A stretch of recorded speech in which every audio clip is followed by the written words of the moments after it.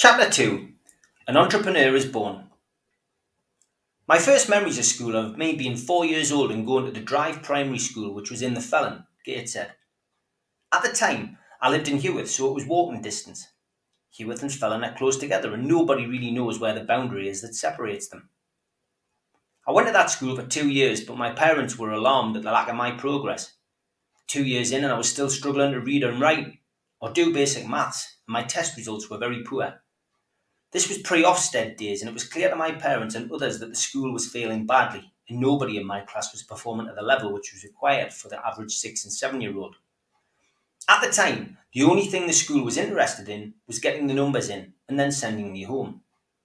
The whole school seemed to be happy with just letting all the kids mess about in class.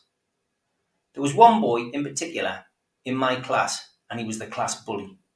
He used to make everyone's life a misery on a daily basis, including mine. I think it was around that time that my parents had decided they needed to take drastic action and they needed to get me out of the school, so they started hunting for a new one for me. On the last day of term, which would be my very last day in the school, I went into the toilets and the bully boy had followed me in, ready to set about me for no reason. It ended up very differently than previous scenarios. I turned around and I just smacked him in the nose, and blood poured like I'd turned on a tap. Just as I hit him, the headmaster appeared and saw what had gone on.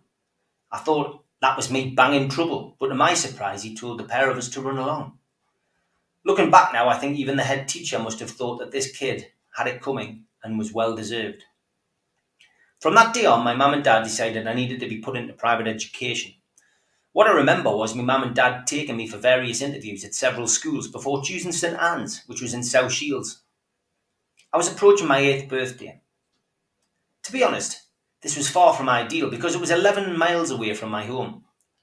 Another bizarre fact about my new school was that it was an all-girls school who were now starting to take in boys, and I was going to be the first boy in the whole school. To cut a long story short, I started the school and the teachers were told I'd been struggling. The teachers promised my parents that they'd rectify my issues. Soon I was able to read and write, although I was still playing catch-up.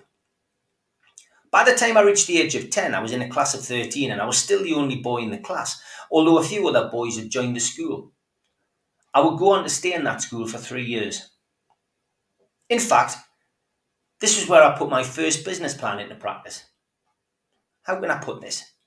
Well, the girls in the schools were more forward than the average girls, and I became a novelty to them, so they'd want me to show their bits in exchange for me to show mine. I'd charge them 10p a look at mine and made a couple of quid to spend at the sweet shop at the weekend. Wonder if it's how all these millionaires started out. Eventually, more boys did come to steal my limelight, if you like, but it was worth it, because I met an extremely good friend there named Nigel Gibbs. Nigel was a year older than me, but what we had in common was a similar love for music, namely the new wave band The Jam. Sometimes at break time, me and Nigel would do live gigs pretending to be Paul Weller and Bruce Foxton. The Jam was the first band that I got into. And together, we'd master the jumps that they did as well as the other mannerisms which would make all the girls in the school love us even more. It wasn't all plain sailing in that school though, because I did have issues, and I wouldn't say anger issues, but because I suffered a lot in my early education, I was damaged. My scars came from being called stupid and thicko, etc. When one girl who was winding me up called me thick from behind a door, I punched my hand through the glass in the door to get her, but managed to cut my hand in the process and was taken off to the hospital. That very same girl on another day was severely abusing me, and that situation ended up with me kicking out and hitting her between the legs. I got into some serious trouble for that, and rightly so. Looking back now on that early part of my life, I'd been bullied quite badly, and I think I was just rebelling and kicking out at anyone and anybody. Looking back, that short period at the Drive Primary School didn't teach me anything at all. My mum and dad were very aware of what was going on at St Anne's too, and I think my dad, more than my mum, thought that if I stayed at this school, which was predominantly made up of girls, that it might have an effect on my sexuality. It's the way people thought in those days. My dad thought I might start being attracted to boys, and in his head, he thought I'd grow up to be interested in flower arranging and stuff. So again, they started looking for another school for me in my last year of junior school. Although I'd picked up a hell of a lot by then, I still wasn't hitting the expected level that I was required to. Yes, I could now read and write and add up, but I was still lagging behind. I think what made it easier for me to move schools in my last year was that my fellow band member, Nigel Gibbs, had left anyway to attend another school.